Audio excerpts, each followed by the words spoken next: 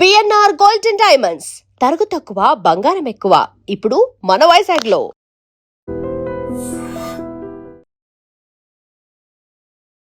Hi నమస్తే, welcome to ఎడ్రీమ్ media. నేను మీ రొద్దం శ్రీనివాస్. ఇవాల్టి మన స్పెషల్ గెస్ట్ ఎవరో కాదు, ప్రముఖ సినీ నిర్మాత, సామాజిక విశ్లేషకులు తమ్మారెడ్డి భరద్వాజ్ గారు. చాలా విషయాల మీద నిర్మోహమాటంగా ముక్కుసూటిగా మాట్లాడడం ఆయన హాబీ.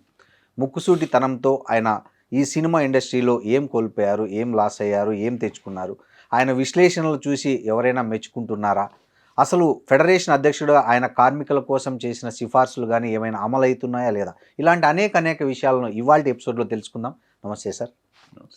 సార్, అనేక వివాదాల్లో, అనేక కష్టాల్లో మీరు వాళ్ళకు అండదండగా ఉన్న సందర్భాలు ఎన్నో ఉన్నాయి. కానీ సార్, మీ రియల్ లైఫ్లో ఏదైనా కష్టం వచ్చినప్పుడు మీకు అదే మద్దతు మీరు వచ్చిందా, లేదా మీరు ఎప్పుడైనా ఒంటరి వాళ్ళని అయ్యాననే ఫీలింగ్ ఎప్పుడైనా మీరు ఫేస్ చేశారా? లేదు సార్, నన్ను ఎప్పుడు ఒంటరి వాడిని చేయలేదు ఇండస్ట్రీ. ఓకే. ఇండస్ట్రీ రకరకాల సమస్యల్లో ఫినాన్షియల్గా కానివ్వండి, మోరల్గా కానివ్వండి, ఫిజికల్గా కానివ్వండి, సార్ ఏదైనా కానీ ఇండస్ట్రీలో అంత నా వాళ్ళు అనుకోవటం కాదు, అందరూ నా వాళ్ళే. ఇక్కడ చాలామంది అవును, వీళ్ళు వాళ్ళు అని కాదు, ఎంతమంది ఉన్నారో నా అవసరాలకు పనికి వచ్చిన వాళ్ళు, అయితే నా కోసం ఏదైనా చేద్దాం అనుకునేవాళ్ళు చాలామంది ఉన్నారు. చాలా చేశారు వాళ్ళు. వాళ్ళందరూ చేశారు కాబట్టే నాకు ఎన్ని సమస్యలు వచ్చినా, నేను ఎన్నిసార్లు కింద పడి లేచినా వాళ్ళందరి అండదండలతోనే నేను నిలబడ్డాను. పేర్లు చెప్పుకుంటా పోతే చాలా అవుతుంది. నాకు కార్మికులు ఫస్ట్ టోటల్గా నా కోసం వాళ్ళు ఫైనాన్షియల్గా పాపం వాళ్ళు ఏం చేస్తారు, డైలీ వేజ్ కార్మికులు, వాళ్ళతో మనం ఎక్స్పెక్ట్ చేయకూడదు వాళ్ళు.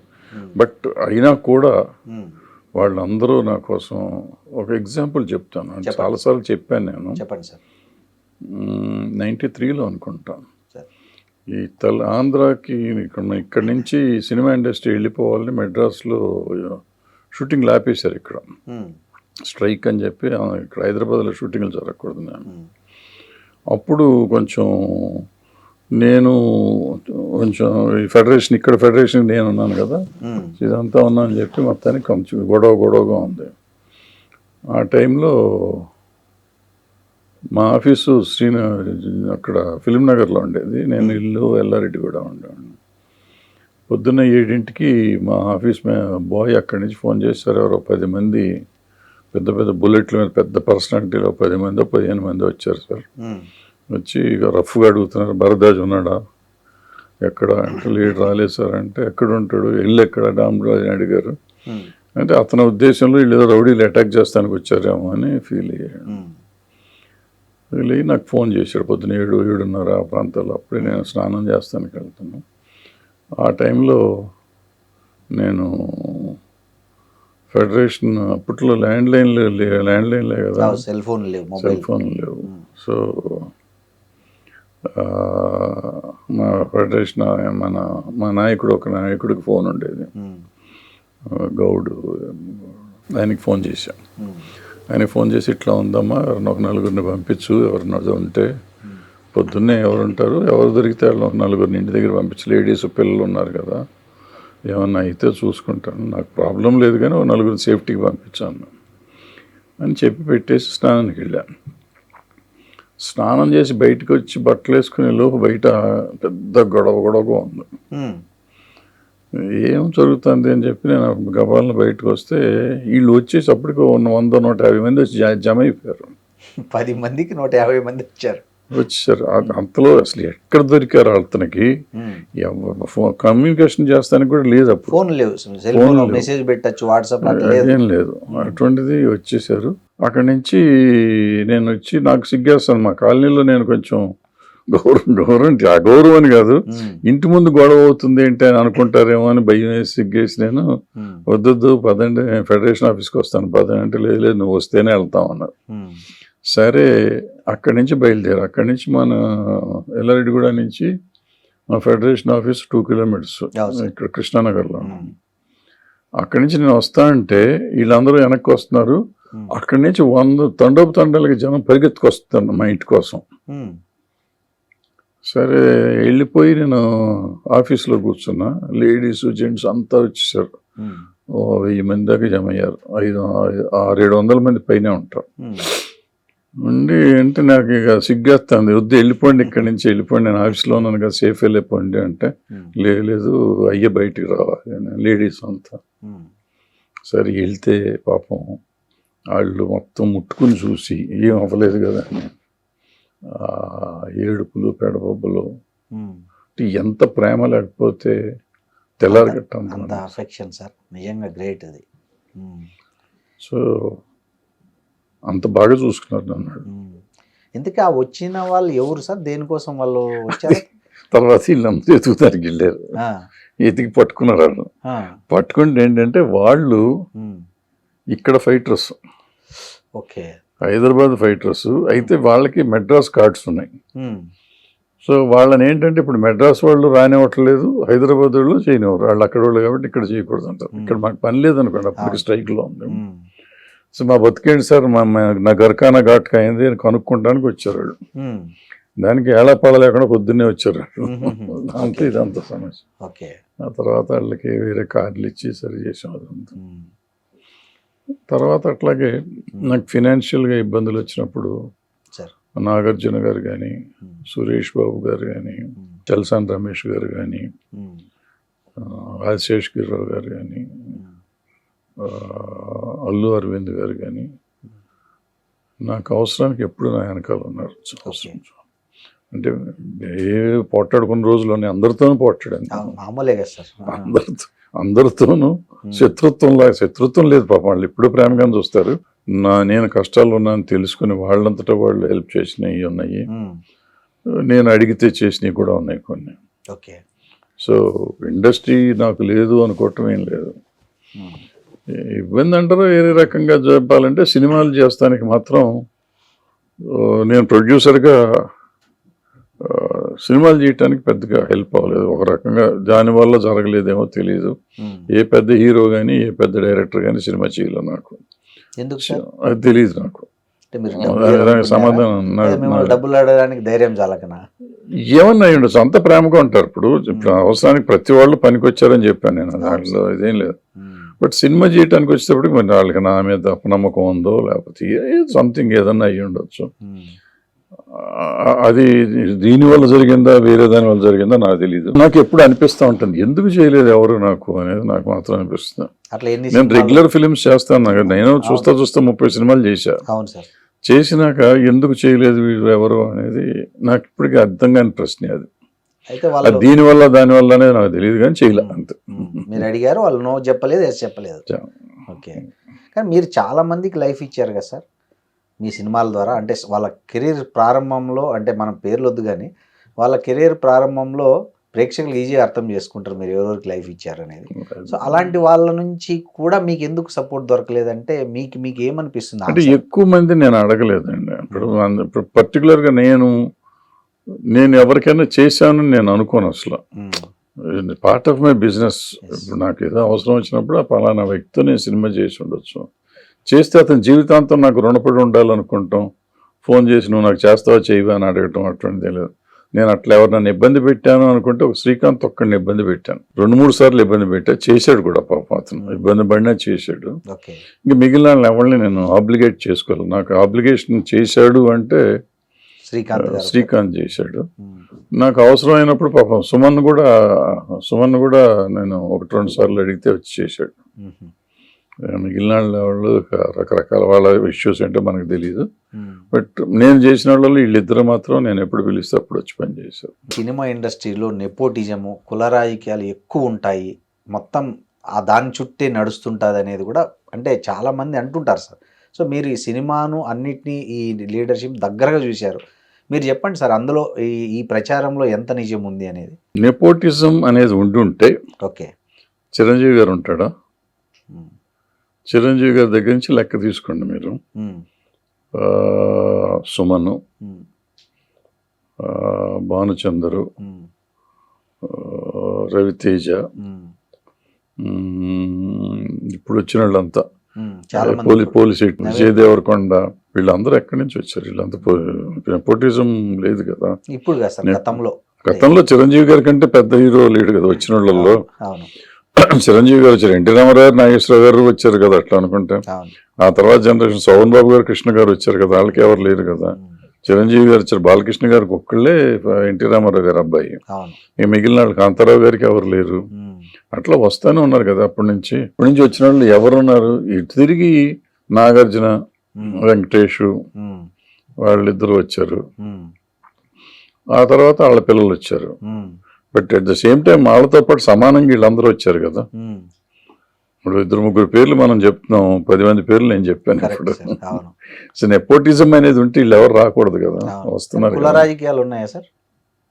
కుల రాజకీయాలు కూడా పెద్దగా ఉంటాయి, ఉండకుండా ఎట్లా ఉంటుంది ఎవరికో. ఇప్పుడు నేను సినిమా తీస్తా అంటే నా చుట్టం వస్తాడు, అది కులమైంది తెచ్చుకోను కదా, నా చుట్టం నాకు ఈ అకౌంట్లు చూసుకుంటా అనుకుంటారు, నమ్మకంగా ఉంటారు అని తెచ్చుకుంటాం. అన్ఫార్చునేట్గా నా చుట్టం కాబట్టి నా కులంలో నుంచి వాడుస్తాడు. సో ఇట్లా ఉండొచ్చు, రకరకాలుగా ఉంటాయి. సో అది మేజర్ ఇష్యూ కాదు. బట్ ఆఫ్ లేట్ ఏంటంటే మొత్తం దేశంలో రాజకీయాలు మారిపోయినాయి. గత 20-30 ఏళ్ళ నుంచి మారిపోయి కుల రాజకీయాలు దేశం అంతా వచ్చినాయి. 20 ఏళ్ల కింద వరకు కులాల గురించి అసలు ఎవరికి తెలియదు, ప్రస్తావన ఉండేది. ఎవరెవరు సినిమా ఇండస్ట్రీలో నాకు తెలిసి 20-25 ఇయర్స్ బ్యాక్ నేను సినిమాలు స్టార్ట్ చేసినాను. 50% ఇండస్ట్రీలో నేను ఉన్నప్పుడు. ఇప్పుడు 50 ఏళ్ళు నాకు ఇండస్ట్రీలో. అవును సార్. మొదటి 25 ఏళ్ళు నాకు కుల రాజకీయాలు తెలియదు, సినిమా ఇండస్ట్రీలో ఉన్నాయని కూడా నేను నమ్మను. ఆఫ్టర్ 25 ఇయర్స్ డెఫినెట్గా కొంచెం ఉన్నాయి. అవి న్యాచురల్గా ఉంటాయి, కొంతవరకు ఉంటాయి. బట్ మీరు ఒకటి చూసుకోండి, వచ్చేసరికి ఊరికే అనుకుంటా ఉంటాం మనం అంతా, అంతే కానీ ఎవరి కులం ఏంటి అనేది ఉండదు. అంటే ముందులాగా కొంతమంది చేతుల్లోనే సినిమా లేదు, ఇప్పుడు ఎవరు పడితే వాళ్ళు సినిమా తీసేస్తున్నారు. ఇప్పుడు అంతే సార్, ఇప్పుడు అంతే సార్. ఇప్పుడు రామారావుకి 4 కంపెనీలు, నాగేశ్వరరావుకి 4 కంపెనీలు సపరేట్గా ఉండేవి, 8 పోతే మిగిలినవి ఉండేగా. అప్పుడు 40 సినిమాలు రిలీజ్ అయ్యి రామారావు నాగేశ్వరరావు కంపెనీకి 1 సినిమానే చేసేవారు సంవత్సరానికి. వాళ్ళు 4 సినిమాలు చేస్తే 4 సినిమాలు 4 కంపెనీలకు చేసేవారు 1 సంవత్సరం. మళ్ళీ నెక్స్ట్ ఇయర్ ఆ 4 కంపెనీలకి చేసేవారు. ఇట్లా రిపీట్ చేస్తూ వచ్చేవారు. సో మిగిలిన సినిమాలు వీళ్ళిద్దరు 8 సినిమాలు పోయినాయి. మిగతా 30 సినిమాలు వస్తాయి. కాంతారావు గారు, హరినాథ్ గారు, జగ్గయ్య గారు వీళ్ళందరూ చేస్తూ ఉంటారు, కొత్త వాళ్ళు. అట్లా అన్ని వచ్చేవారు. వేరే ప్రొడక్షన్స్ మాత్రం 8 ఉండేవి. 8లో అటు ఇటుగా తిరుగుతూ ఉండేది. రామారావు ఎవరికి పడితే వాళ్ళకి చేశారు. నాగేశ్వరరావు మాత్రం లిమిటెడ్ గా ఆయన సెలెక్టెడ్ బ్యాచ్ కి చేసుకుంటారు. సార్ ఇంకోటి, ఈ తెలుగు పరిశ్రమకు చాలా ఓపెన్ సీక్రెట్ ఏంటంటే చిన్న సినిమాలు బతకపోవడానికి కారణం థియేటర్లు దొరకపోవడం అనేది. మీరు ఈ విషయం మీద చాలాసార్లు ఓపెన్గా కూడా మాట్లాడారు సార్. ఇది కేవలం వ్యక్తుల సమస్య లేకపోతే వ్యవస్థ లోపం అంటారా? దీన్ని ఎలా చూడాలి? దీన్ని వ్యవస్థ లోపం కాదు, వ్యక్తుల లోపం కాదు సార్. ఇక్కడ ఏంటంటే కంటెంట్ సార్. ఒకప్పుడు మేము సినిమాలు తీసే రోజుల్లో యావరేజ్ సినిమా అనేది ఉండేది. అప్పట్లో థియేటర్స్ ప్రాబ్లం ఉండేది, కానీ అప్పుడు మా డిస్ట్రిబ్యూషన్ సిస్టము, డిస్ట్రిబ్యూటర్ల దగ్గర థియేటర్లు ఉండేవి. ఇది ఇట్లా మోనోపొలీ ఉండేది కాదు. ఈ కొంతకాలం అయిపోయినాక ఎన్టీ రామారావు గారు వచ్చినాక స్లాబ్ సిస్టమ్ అని పెట్టారు. స్లాబ్ సిస్టమ్ పెట్టిన కాడి నుంచి రెవెన్యూ పెరిగింది. అంతకుముందు రెవెన్యూ ఎంత ఉండేది కదా ప్రొడ్యూసర్లకి. రెవెన్యూ పెరిగిన కాడి నుంచి ఎగ్జిబిషన్లో కూడా డబ్బులు రావటం ఇవన్నీ కనపడేసరికి ఈ స్లాబ్ పెట్టినాక లీజులు తీసుకోవటం మొదలెట్టారు. సో లీజులు తీసుకోవటం మొదలెట్టిన కాడి నుంచి కొంతమంది కంట్రోల్లోకి మెల్లిమెల్లిగా వెళ్తాం మొదలెట్టినాయి థియేటర్స్. సో వెళ్ళినాక అప్పుడు ఈ వచ్చినాయి. ఇది ఎత్తు తిరిగి మీరు చెప్పే ప్రాబ్లం వచ్చింది ఎప్పుడంటే శివాజీ సినిమా వచ్చింది, రజనీకాంత్ గారు శివాజీ.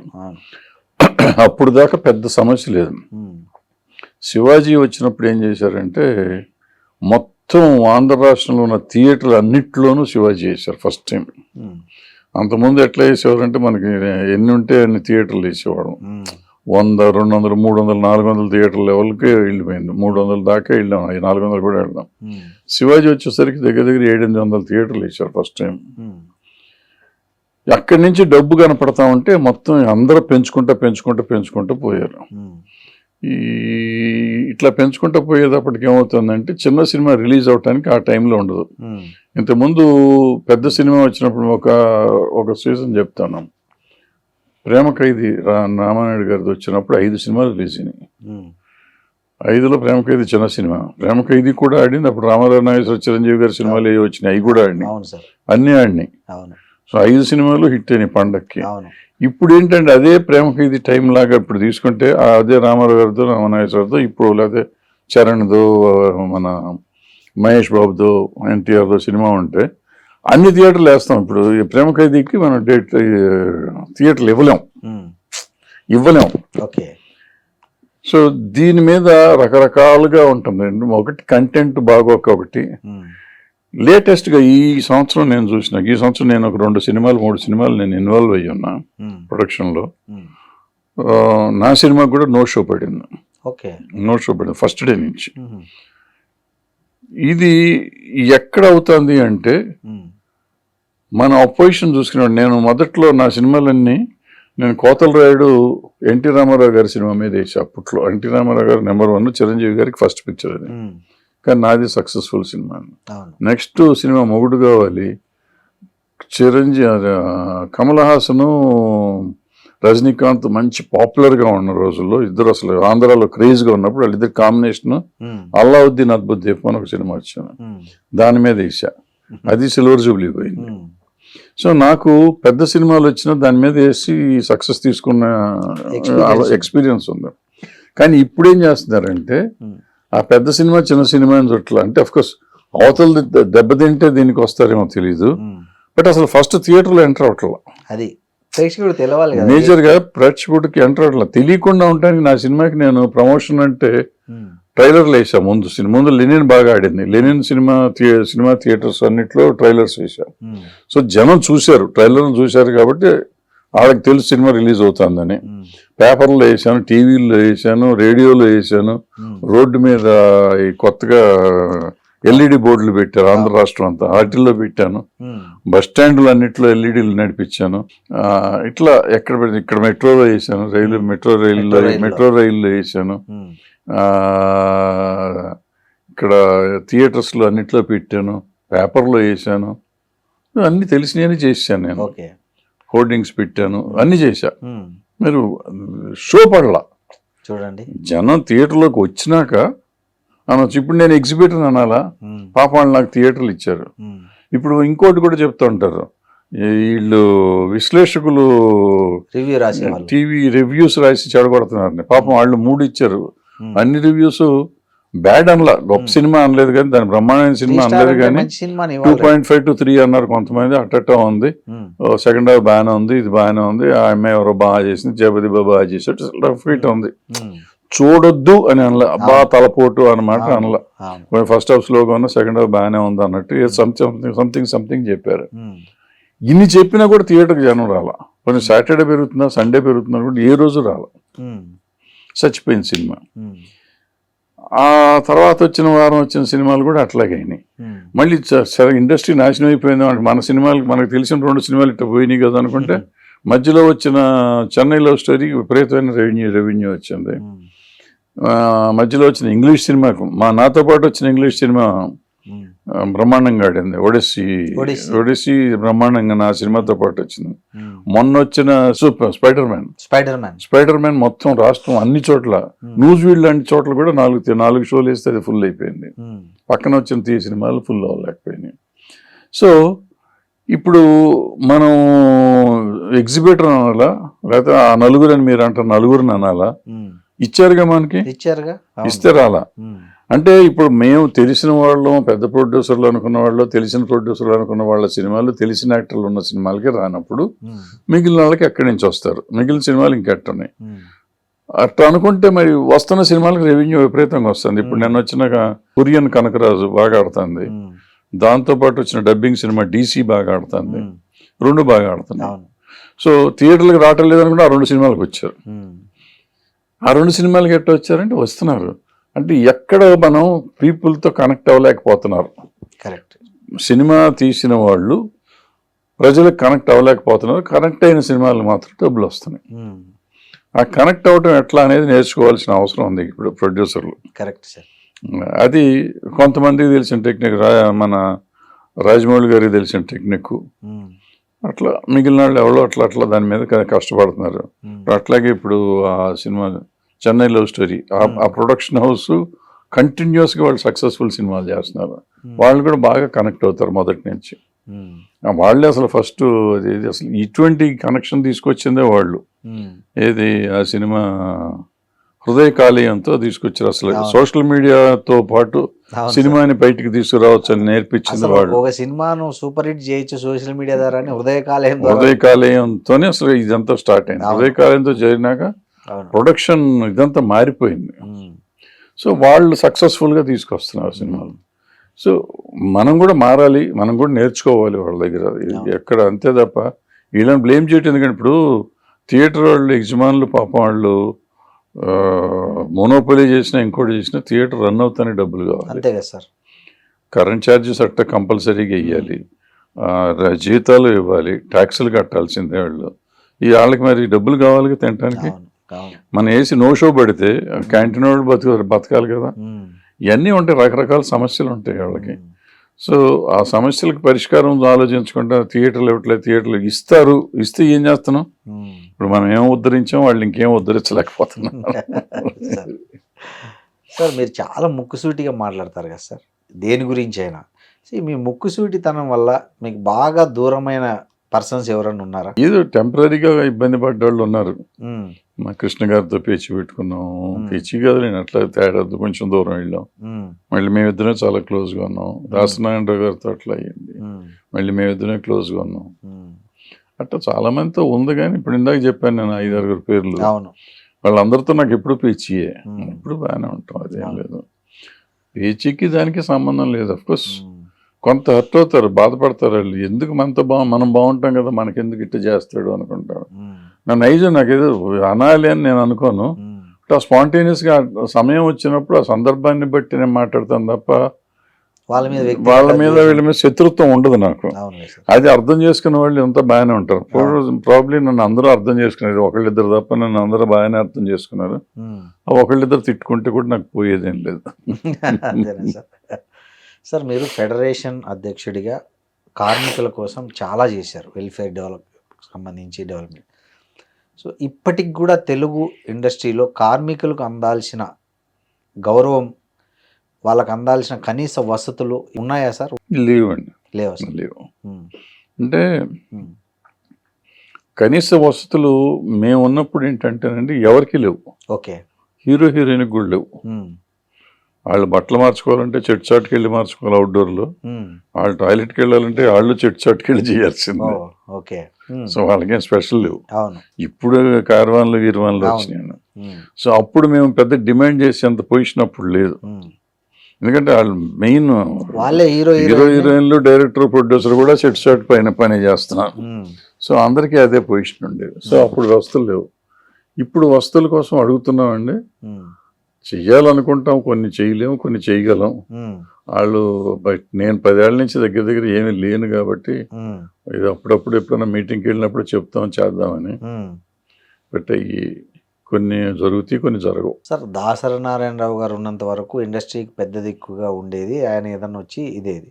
ఆయన తర్వాత ఇండస్ట్రీలో ఆ స్థాయి వ్యక్తి ఎవరు రాలేదు అనేది ఇప్పటికీ ఒక లోటులాగా అనుకుంటున్నారు. ఆయన ప్లేస్ను ఎందుకు రీప్లేస్ చేయలేకపోయారు సార్ తెలుగు ఇండస్ట్రీలో? అదే ఆ ప్లేసే లేదు అసలు, ఎక్కడ ఎప్పుడు లేదు. దాసరి నారాయణరావు గారే ఒక డిఫరెంట్ మనిషి. ఆయనకి ఎవరు పదవి ఇచ్చేది కాదు, పదవి కాదు అది. అవును, పదవి కాదు. ఆయన ఒక పెద్ద director, actor, writer, producer, distributor, exhibitor, lyric writer, ఒకటి కాదు 100 ఫెసిలిటీస్ ఉన్నాయి. రాజకీయ నాయకుడు, కుల దానికి కూడా నాయకుడు. ఇన్ని ఉన్నాయి ఆయనకి. ఇన్ని ఉన్నదప్పుడు ఏమైందంటే ఆ పవర్ ఉంటుంది చూడండి, దాంతో ఆయన మాటకి విలువ వచ్చింది. పైగా ఆయన ఎంతో మంది ఆర్టిస్టులకి, డైరెక్టర్లకి లైఫ్ ఇచ్చిన మనిషి. సో ఆయన మీద ఒక రెస్పెక్ట్తో ఆయన పిలిస్తే పలికే పరిస్థితి ఉండేది. ఇవాళ ఆ పరిస్థితి ఒక చిరంజీవి గారికి ఒకరికి ఉంది, బాలకృష్ణ గారికి అటువంటి పెద్దవాళ్ళు 4-3 ఉంటుంది. వాళ్ళు పైగా దాసరి నారాయణరావు గారికి ఏంటంటే ఇన్ని చెప్పినా కూడా రోజు ఒక 100 మంది ఆయన దగ్గరికి వచ్చినా కూడా అందరికీ సమాధానం చెప్పే శక్తి, పనిచేసే శక్తి ఆయన దగ్గర ఉంది. వీళ్ళు ఆర్టిస్టులు అండి.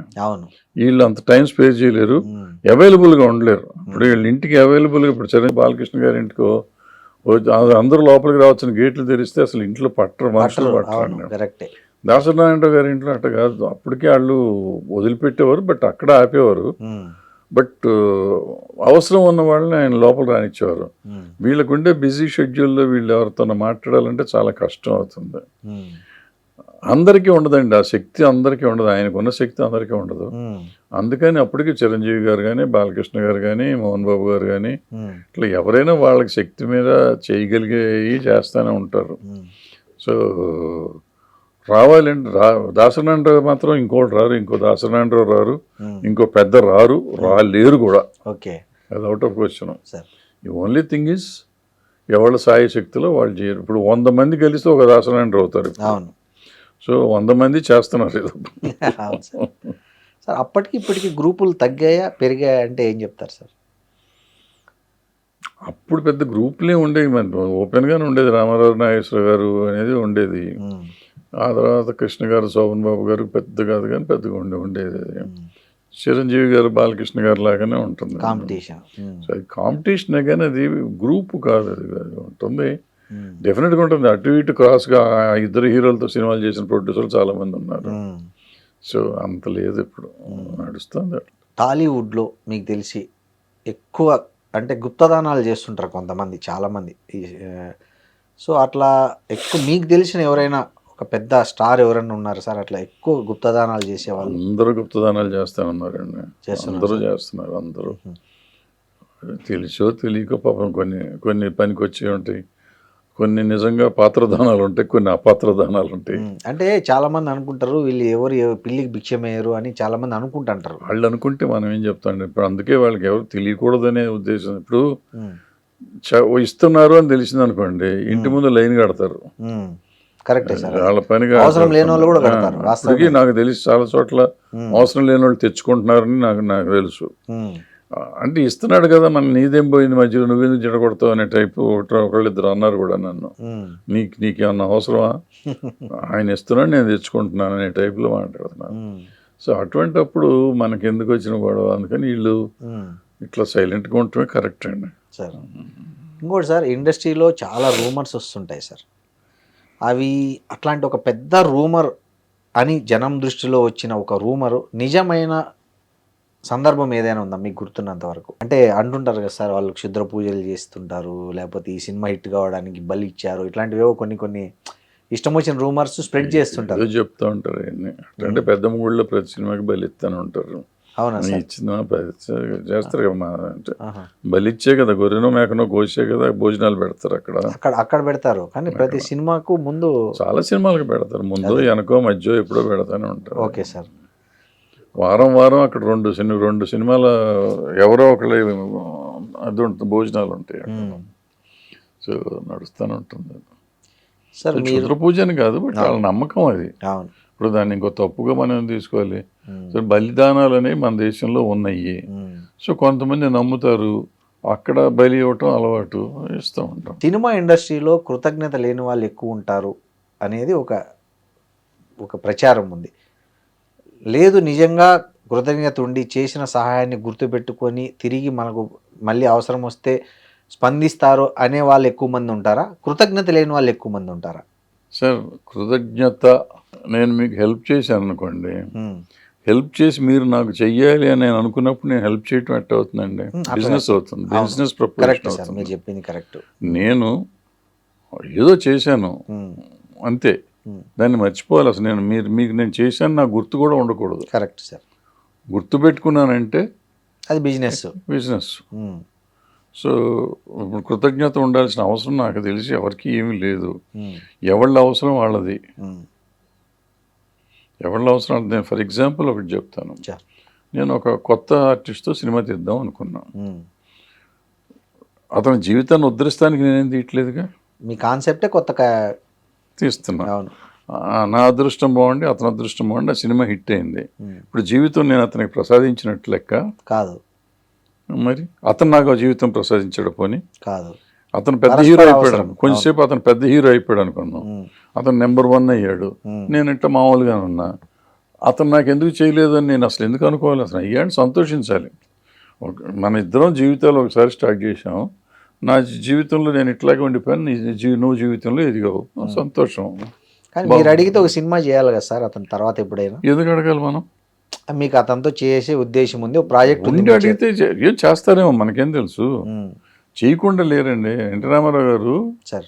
మళ్ళీ మార్కెట్ వచ్చింది, నిప్పు లాంటి మనిషి వచ్చిన తర్వాత ప్రతి సినిమాకి ఆయన పాత ప్రొడ్యూసర్లను పిలిచి ఈయన రెమ్యునరేషన్ ఎక్స్ అమౌంట్ అయితే ఇంకో 2 లక్షలు వేసి వాళ్ళకి ఇవ్వండి, వాళ్ళ పేరు టైటిల్ కార్డులో ప్రొడ్యూసర్గా వేయండి అని చెప్పి వాళ్ళకి డబ్బులు ఇప్పించేవారు.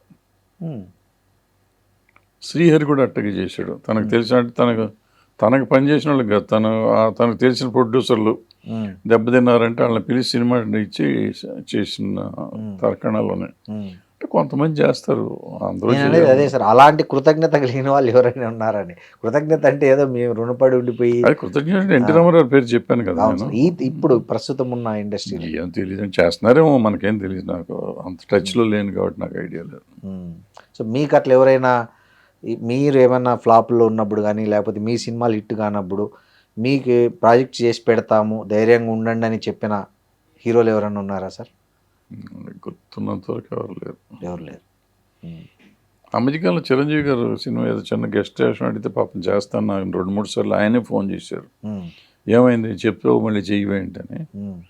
నాకు పొజిషన్ లేక నేను చేయలే. నిజం చెప్పాలంటే 3-4 years బ్యాక్ ఇప్పుడు చిన్న గెస్ట్ ఆర్టిస్ట్ ఉంది చిరంజీవి గారు చెయ్యాలంటే చేస్తానన్నారు వెంటనే.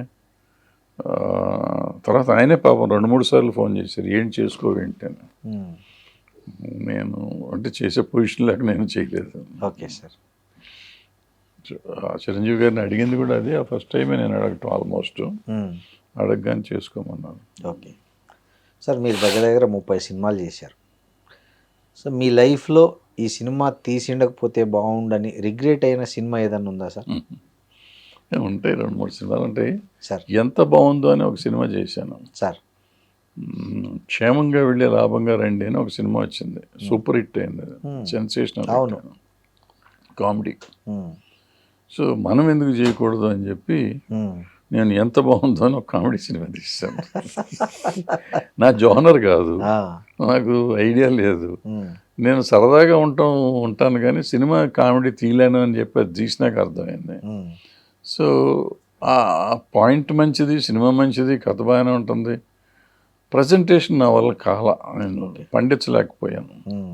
సో నాకు అనిపించింది అప్పటి నుంచి ఇటువంటి సినిమా మనం టచ్ చేయటం తప్పు అనిపించింది. సార్ మీరు ఇండస్ట్రీలో చాలా పంచాయతీలు సెటిల్ చేశారు. అప్పటి హీరోలు, కార్మికులు కావచ్చు, ఎవరైనా కావచ్చు, మీరంటే ఒక గౌరవం ఉండి మీలాంటి వాళ్ళు చెప్తే విని సర్దుకుపోయే మనస్తత్వం ఉండేవాళ్ళు ఉన్నారు. ఇప్పటి తరం అలా ఉందా? ఇప్పుడు అట్లా ఎవరైనా చెప్తే మాట విని సర్దుకుపోయే పరిస్థితులు టాలీవుడ్లో ఉన్నాయా సార్? సరే, ఎప్పుడైనా కానీ అప్పుడైనా ఇప్పుడైనా ఎప్పుడైనా పరిస్థితిని బట్టి, అవసరాన్ని బట్టి ఉంటుంది సార్. అవును. నా మెడ మీద కత్తి పెట్టి ఉంటే దేనికని నేను ఒప్పుకుంటా, లేదు నేను అప్పర్ హ్యాండ్ ఉంటే నేను ఒప్పుకోను. ఓకే. దాసనారాయణ గారు ఉన్నప్పుడు ఏంటంటే న్యాయం అనేది ఉండేది, నేను ఉన్నప్పుడు కూడా కొంతవరకు ఇది కాదు, అది కరెక్ట్ కాదయ్యా అని చెప్పిన రోజులు ఉన్నాయి. Okay sir. మీతో పాటు సినిమా కెరీర్ ప్రారంభించిన చాలామంది మధ్యలో బిజినెస్లోకి వెళ్ళిపోయి చాలా ఆస్తులు, కోట్ల రూపాయలు సంపాదించారు. కానీ తమ్మారెడ్డి గారు మాత్రం సినిమా కార్మికుల కోసము, సినిమా కోసం తన జీవితాన్నంతా గడిపి ఇవాళ నష్టాల్లో ఉన్నారు. సో కీర్తి సంపాదించిన తృప్తి పడాలా, లేదా ఆస్తులు సంపాదించుకోలేదని బాధపడాలా? రెండు అక్కర్లా. రెండు అక్కర్లా. ఓకే సార్, నేను జూనియర్ ఇంజనీర్గా ఉద్యోగం చేసుకునేవాడిని సార్. మా అయితే ఎస్సీగా రిటైర్ అయ్యి ఉండేవాడిని. సో ఉన్న డబ్బులు వరకు పెద్ద ఫినాన్షియల్ ఇబ్బందులు లేకుండా ఉండేయేమో. సినిమాల్లోకి వచ్చినాక ఫినాన్షియల్ ఇబ్బందులు అయితే చాలా పడ్డాం ప్రతి సంవత్సరం. ఆ రోజు నుంచి ఈ రోజు వరకు ఫినాన్షియల్గా పెద్ద సుఖం లేదు, అది నిజమే. కానీ మనకు తెలుసో తెలియకో చాలామందికి ఉపయోగపడ్డాం. అవును, చాలామందికి ఉపయోగపడ్డాం. వాళ్ళు ఇప్పటికి కూడా ఎక్కడన్నా కనపడితే గబుక్కుని, సార్ మీరు నాకు ఎవరు గుర్తులేరు, ఎక్కడ ఎవరో కనపడి, సార్ మీరు నాకు అప్పుడు ఎక్కడ ఉద్యోగం ఇప్పించారు సార్, లేకపోతే నన్ను ఇంట కెమెరామెన్ చేశారు సార్, లేకపోతే నన్ను ఏదో చేశారు సార్, నాకు వేషం ఇచ్చారు సార్ అని ఏదో చెప్తూ ఉంటారు. సో ఇదైతే చాలు కదా తృప్తి. ప్లస్ ఇంకోటండి, మనిషికి ఎంత కావాలి? పిల్లలు బాగుండాలి, నేను బాగుండాలి. ఇవాళ బతుకుతున్నాం, అవును. శుభ్రంగా ఉన్నాం, ఏదో అడుక్కుదేంట్లేదు, రోజు ఇంటింటికి వెళ్ళి డబ్బులు అడుక్కునే పరిస్థితుల్లో లేవు, అవును. బాగానే ఉన్నాము. ఇది చాలుగా తృప్తి. ఎవరికో డబ్బులు ఉన్నాయని చెప్పి మనకు లేవు అని చెప్పి, లేకపోతే ఆ డబ్బే అవసరం అనుకుంటే వేరే రకంగా ఉండొచ్చు. బట్ ఏదో మొదటి నుంచి నాకు దాని మీద లేదు, పెద్ద ఇంట్రెస్ట్ లేదు. సో ఏదైనా కానీ ఇంత కష్టపడకుండా కొంచెం జాగ్రత్త పడి ఉంటే బాగుండేదని అప్పుడప్పుడు మాత్రం అనిపిస్తూ ఉంటుంది. సార్ మీరు ప్రొడ్యూసర్ కౌన్సిల్లో కూడా పనిచేశారు. పైకి అంతా బాగా ఉందనిపిస్తూనే లోపల ఒకరికాలు ఒకరు లాక్కుంటారు అనేది ఒక టాక్. దీంతో మీరు ఏకీభవిస్తారా? లేదు, అదేం లేదు, లేదా సార్? ఏముండదు. ఎప్పటికప్పుడు అక్కడ వర్గాలు ఉంటాయి కదండి. ఇప్పుడు నా గ్రూప్ నాకు ఉండేది, వేరే గ్రూప్ ఉంటుంది. ఆ గ్రూపు ఈ గ్రూపు కొట్టుకోవటం అనేది మామూలే. ఇంకా కాళ్ళు లాగటాలకి ఏమన్నాయి?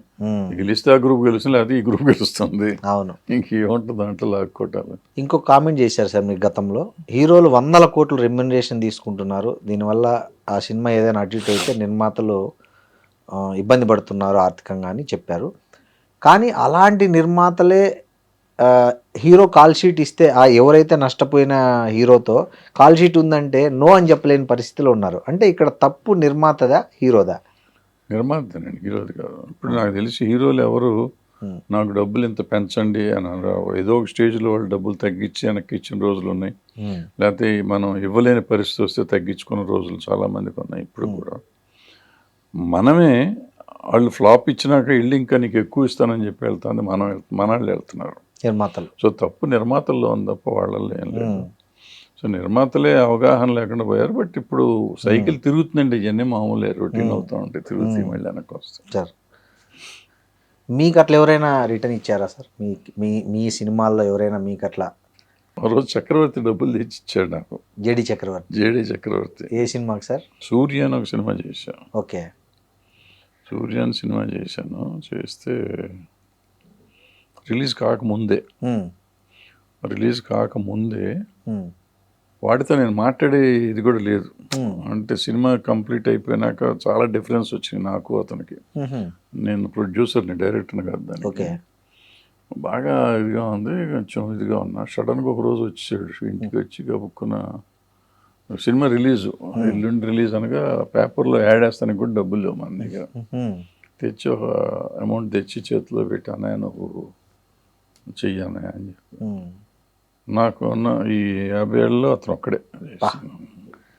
ఎంతో మందిని స్టార్లను మీరు తెరకు పరిచయం చేశారు, కానీ అతను ఒక్కడే మీకు రెస్పాండ్ అయ్యాడంటే చాలా అతని హ్యాట్సప్ చెప్పాలి సార్ ఈ సందర్భంగా. ఏమనిపించింది సార్ అప్పుడు మీకు? అంటే అతనితో గొడవ ఉన్నప్పటికీ అతను మీకు? నాకు సున్నితం అండి, నేను ఆ కళ్ళెమ్మటి నీళ్ళు వచ్చేసినాయి ఆ టైంలో. సో గొడవపడ్డ వ్యక్తి, మీకు అసలు మాట్లాడని వ్యక్తి మీకు ఆ రూపంలో తిరిగి ఇవ్వడం అనేది ఊహించిండ్రు కదా సార్ మీరు? ఊహించలేదు, అడగలేదు. మీరు అడగరు, మాట్లాడుకునే టైం కూడా మాట్లాడుకోం కదా, అడుగుతానికి ఏమంటాం. ఇటువంటి మూమెంట్స్ చాలా ఉన్నాయండి, చెప్తా అంటే ఒక్కోటి అనుభవాలు. గొడవ పెట్టుకున్న వాళ్ళు ఉన్నారా సార్ మీతో, అది చెప్పినంత తీయలేదు అని? పెద్దగా లేరు, ఉన్నారు, ఎందుకు లేరు. సినిమా అటర్ ఫ్లాప్ అయినా మాకు సంబంధం లేదు, మా డబ్బులు మాకు ఇవ్వాల్సిందే అంటే సినిమా రిలీజ్కి ముందేనండి పేచీలేని. సినిమా రిలీజ్ అయినాక మా అడిగినా మనం ఇవ్వలేం కదా. అవును. సినిమా ఫ్లాప్ అయితే ఎక్కడి నుంచి తెచ్చిస్తాం, అవన్నీ ఇవ్వలేం కదా. సినిమా రిలీజ్కి ముందు గట్టిగా ఉండి అడిగిన వాళ్ళు ఉన్నారు, ఇవ్వగలిగినంత ఇచ్చాము, ఇవ్వలేకపోతే ఇవ్వలేదు. పెద్దవాళ్ళు ఉన్నారా సార్ ఆ అడిగిన వాళ్ళలో? పెద్దవాళ్ళు అసలు మనకు సినిమాలు చేయలేదు కదా, ఉన్నాళ్ళు. ఎందుకులేండి పేర్లు ఊర్లు, నాకు అయిపోయింది కదా సార్. Thank you sir.